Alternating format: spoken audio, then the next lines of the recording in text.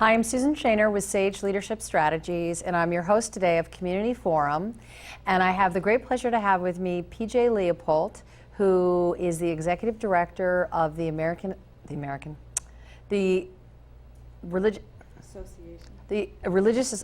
Association of Religious Communities. I'm sorry, I've never gotten the name wrong. Otherwise known as ARC, and Joe Walkovich, who is the president of ARC. So welcome.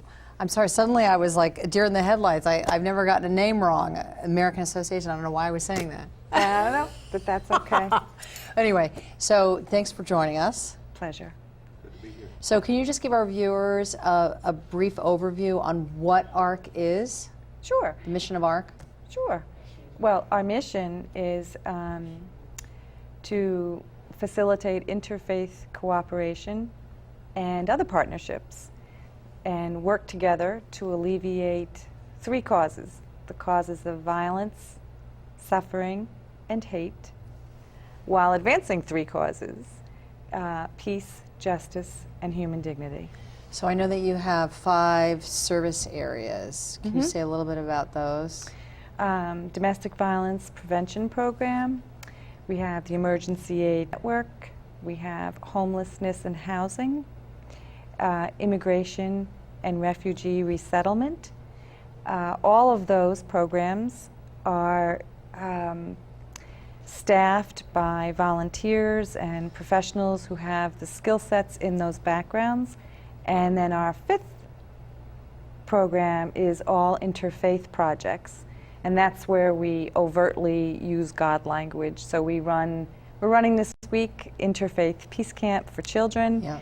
And they are talking about what peace means to this world religion and that world religion.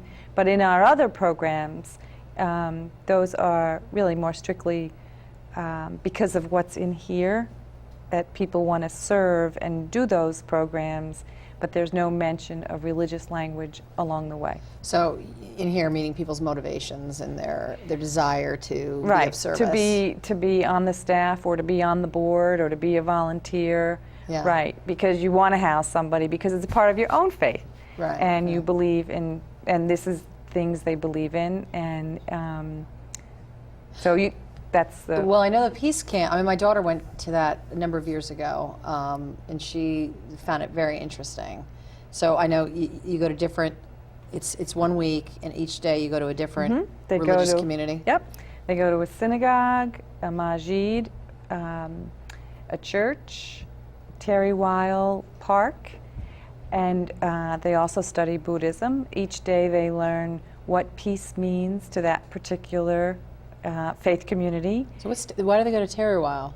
Native American. Oh, Native American. Yeah, I was like, okay, so, there's not a church there, right? No, but there's berries and things, Nature. Medicinal and health, yep. So they learned that there. And then they learned that in all of these major world religions, one thing that's in common is helping other people.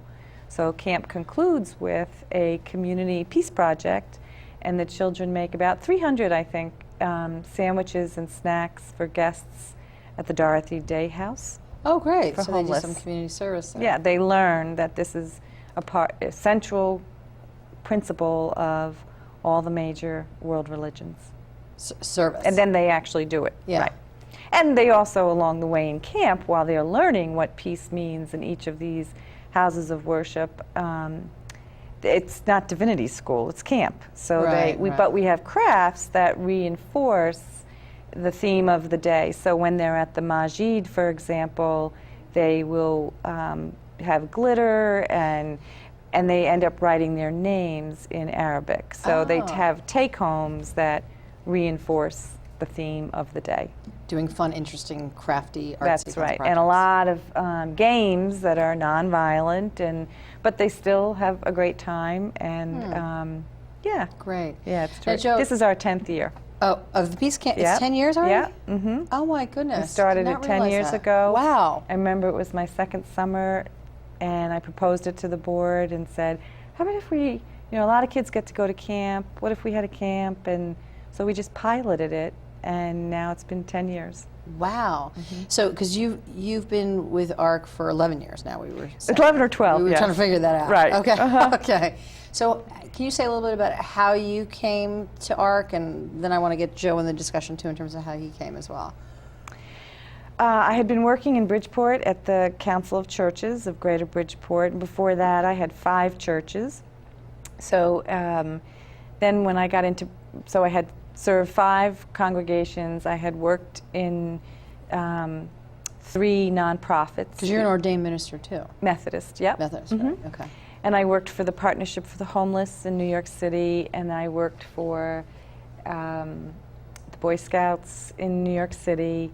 Then I came to Connecticut where I took a church, and then I went to, that was my 5th church, and then I went to Bridgeport Council of Churches. So I had a lot of different experience, and the time had come, and I wanted to see if I could be an executive director.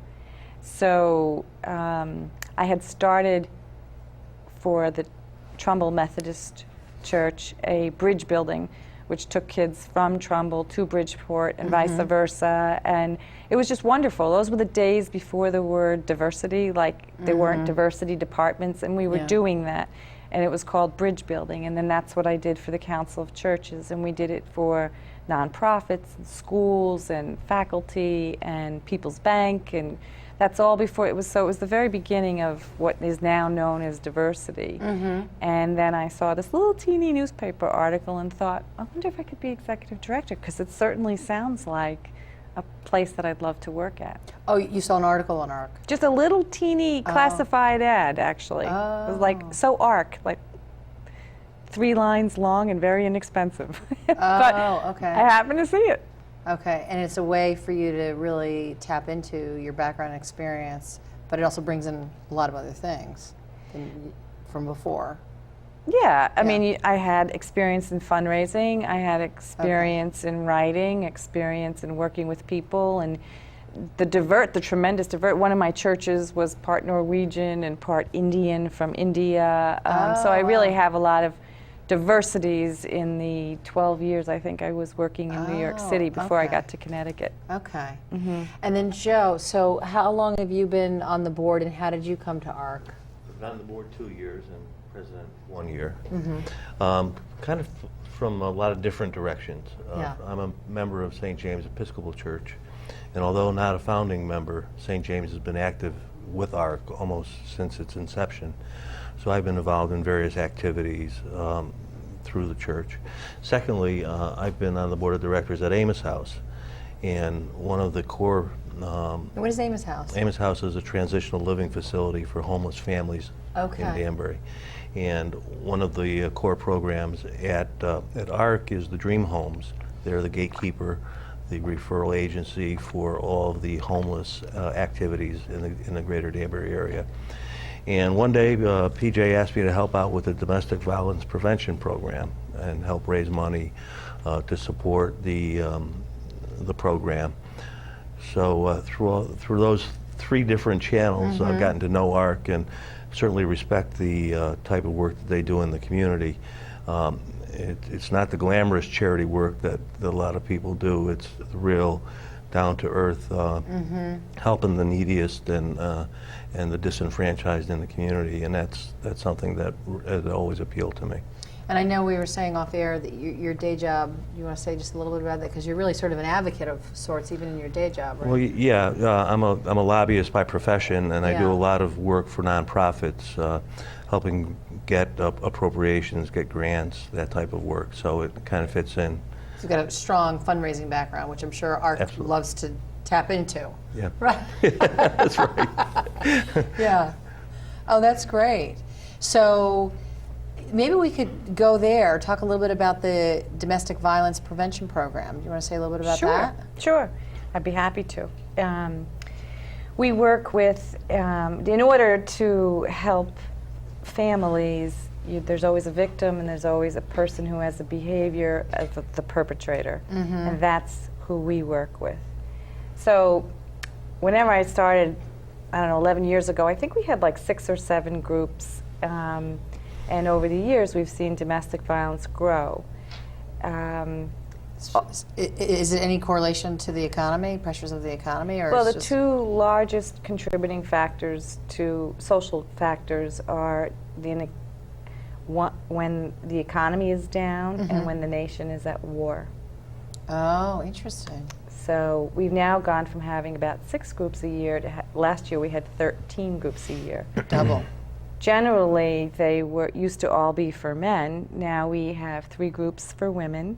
Really? 5 years ago, we expanded so we could offer it for people who need it, who are Spanish speaking as their first language, because that's how you really learn, when it's in your own language. Yeah.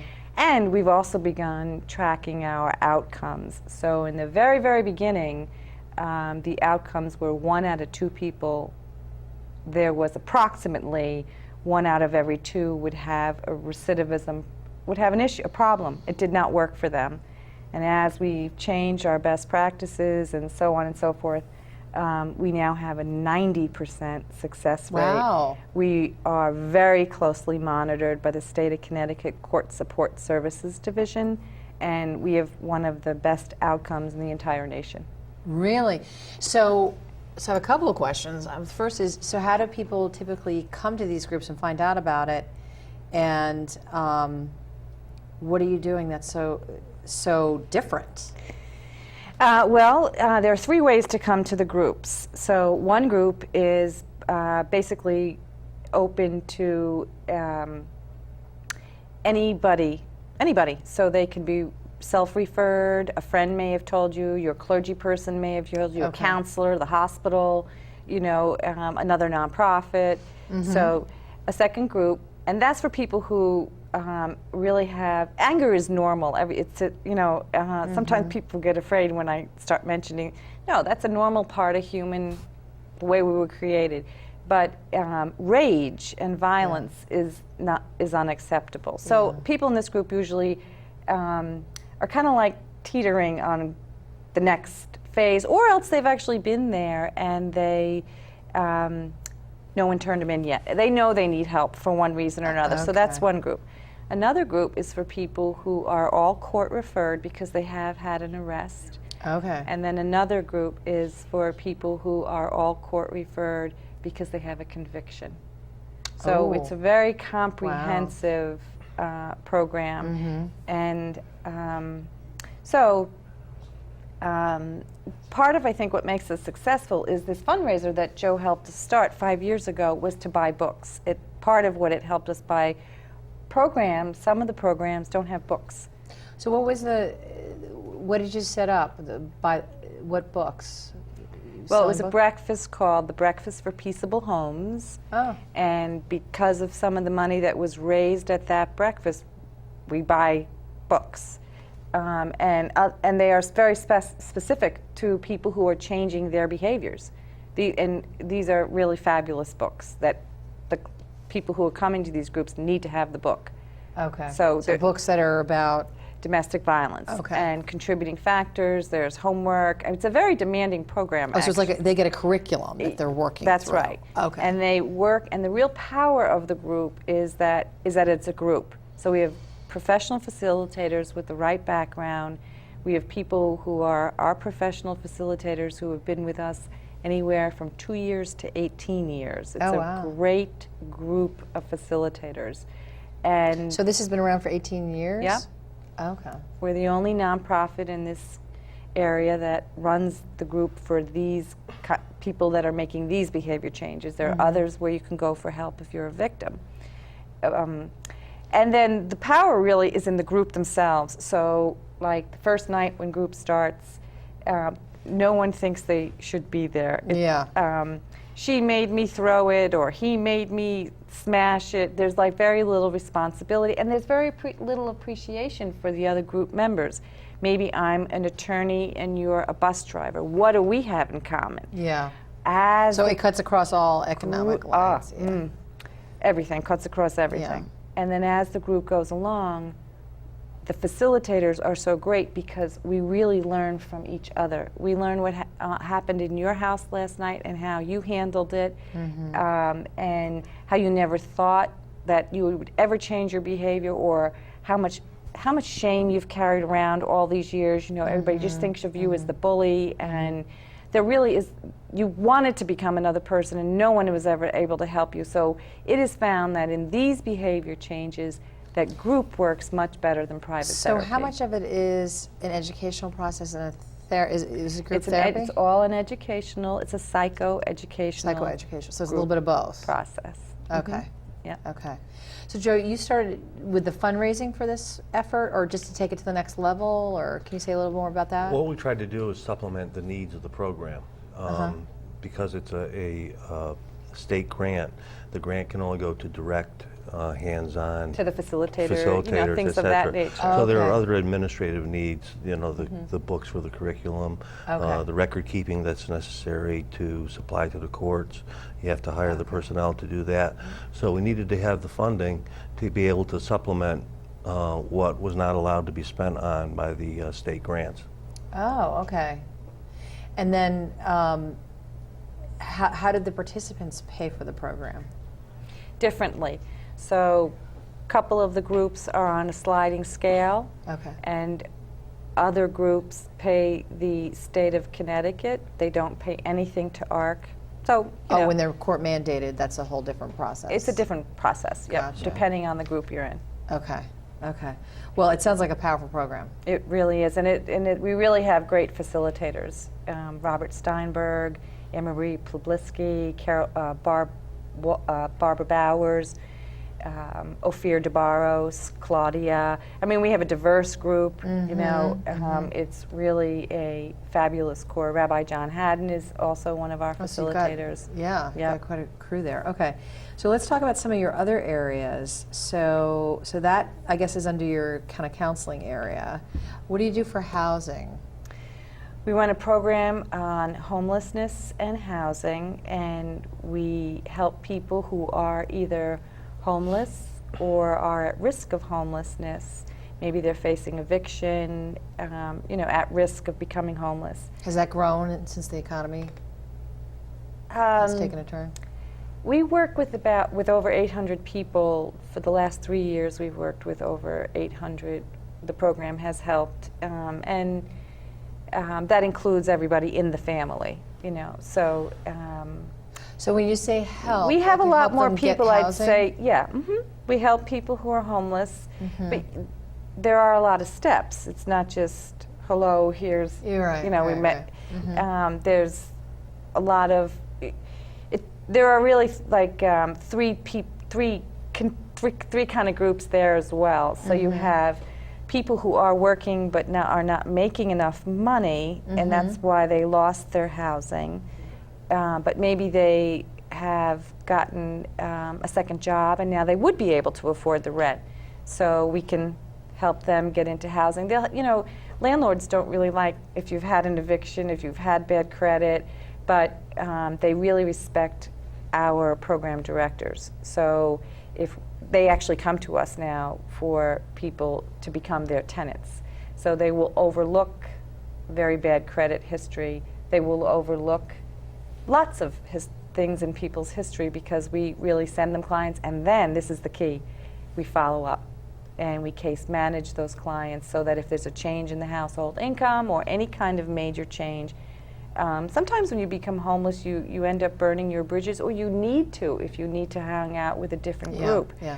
So So these landlords are taking a risk with some of your clients. Yes, so they do are. you sort of I try really- to pay attention to what they're doing and help them out a little bit? Is that or No, we don't pay attention to them a little bit. We pay attention to them A a lot. lot. So and try and sort of make sure that they're paying their rent and That's right, and 'cause- that the priorities are established. And homeless people, by and large, are just like you and I. I mean, they know how to budget. They just lost their job. They were paycheck to paycheck to begin with. That's the biggest pool of what we see are people who, they don't need a ton of classes and they just need a job. Yeah. Now we do have a chronically homeless population, which is a lot harder to house. But yeah. the big pool in the middle could be any one of us probably. Yeah. Yeah. Okay. You're a couple of paychecks away, and you can spiral down quickly. Yeah. It's amazing when you hear the stories about how someone becomes homeless. They have a car accident. they lose their transportation, so they lose their job. They can't find another job. They go through their savings. Then they start hopping from family member to family member. And then the family's had enough of trying to help them out because they need to take care of their own families. Right. And all of a sudden, somebody's homeless. It's not because that they're, so many people, are characterized as, They're either lazy mentally or- health, Not at all. mentally Yeah. ill, or, Yeah. or they're lazy or they're vagrant. It's just not the case. It's just Series of circumstances. and let's face it, Danbury is a very high cost of living Yeah. area. Yeah. And people who've grown up here want to stay here. And they don't think of moving to Waterbury or to other areas. They want to stay here. So that's what helps create, the larger number of homeless in the area. Wow. So where do you get the funding to fund like this kind of program? I think the main best practice that we've found in this program is we found funding accidentally, which Isn't lasted that nice? for 3 years. Nobody else wanted to go after the grant. We went after it, we got it, and it was to start a back rent and security deposit program. ARC had a previous history of doing a little bit of work with security deposits, but this grant put it on a total another plane. So we were, and that really showed, that proved to be the key to ending homelessness, because if you're making minimum wage, it's going to take you 10 years to properly save for an average security deposit. Right. But if you do have 2 minimum wage jobs and you can carry your rent, let's say it's 40% or 50% of your income, Yeah. and if we can get that security deposit to you. So that grant did run out 2 years ago, and then an anonymous donor stepped up and gave us. So what But happened? now we don't have any more grant in that area. Oh, I was going to say, we because how does it are- work? Does it, somebody comes to you or they find their way to you and they have to apply to? Yes. Yeah. ARC is what's called the point of entry for the City of Danbury's 10-year plan to end homelessness. So I think most nonprofits, all nonprofits and social welfare departments in the surrounding towns are all aware of this point of entry. So when someone's homeless, and they are referred to ARC. So that's why. And then we work with each other. If somebody needs some services from another nonprofit, we collaborate to have a team effort toward the end. Then we have the financial resources when we had these grants and everything. Okay. So. So maybe let's just talk we've got about 5 more minutes. Let's just talk a little bit about how ARC is funded and what other kinds of fundraisers you do, and how maybe Joe, maybe you can help speak to how the board operates, and any of our viewers, if they wanted to learn more about ARC and how they could help out. Well, ARC primarily is funded through grants. Each of the different programs are supported by grants, but that's not enough to sustain the whole agency. So we do have a number of fundraisers throughout the year. Earlier this spring, we had our Keep the Faith. Was the 5th year of our Keep the Faith fundraiser, and we honored the Reverend Monsignor Weiss from St. Rose of Lima Church in Newtown. Yeah, I actually was there, and I know you had an auction. Yeah, we Yes, had we an did. auction. So it was really a lot of fun. Yes, and we Good. and we went beyond what our goal was, so that was a good thing. In the fall, we have our Peaceable Home fundraiser, which supports the domestic violence prevention program. We're in the process of planning our 40th anniversary celebration, which ARC's will be been around 40 years? 40 years. Yes. Wow.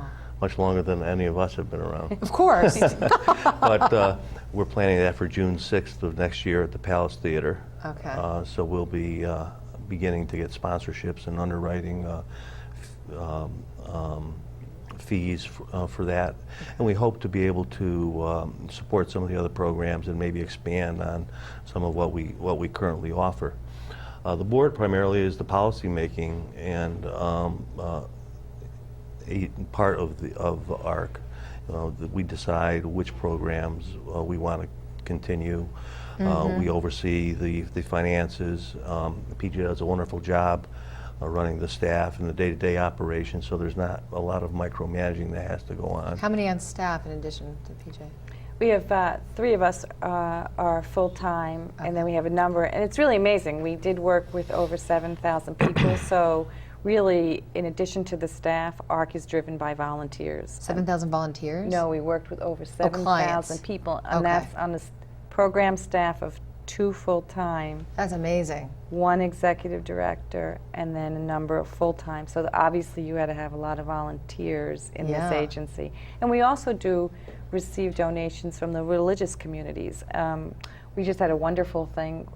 One of the churches had a benefit concert this summer, and they just sent us a check in the mail for $1,600 to go to our peace camp. Well, isn't that so nice? The congregations have benefits, and yeah, it is. It was really helpful. Happy And birthday. We Sorry, could now make surprise. peace camp available. It helped without any, for people who could not afford a $50 registration fee. Yeah, so so we've got 2 more minutes. For those people who have heard about just it sounds like you have so many programs that we didn't even have a chance to get to.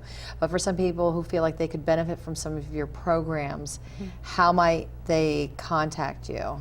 Well, if they want to learn more, Yeah. they would look at the ARC website. Okay. And that is arcforpeace.org,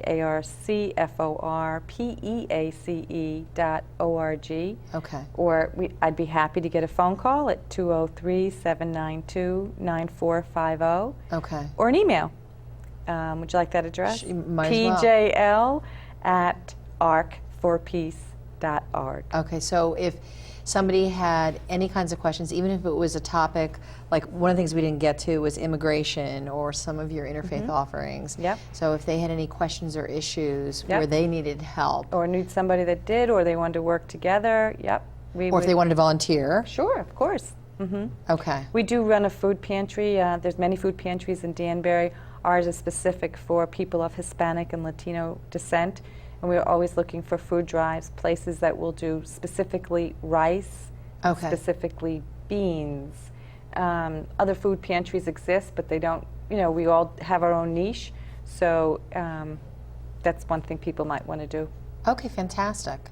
Joe, do you have anything to add to what Well, we've the already only thing I covered? would add, one of the Yeah. great things that we offer is the Interfaith Thanksgiving service. We hold great. it every year, and this year it's going to be at the United Jewish Center, and I would invite everyone to join us for that. It's really an amazing, When's it emotional. gonna be? It's usually the Monday before Thanksgiving. Okay, great. So they That could, would be they could November call ARC and find it. 22nd. Right. Okay, fantastic. All right, thank you both for coming on the show. Thank you, Thank Susan. you. Okay. Pleasure.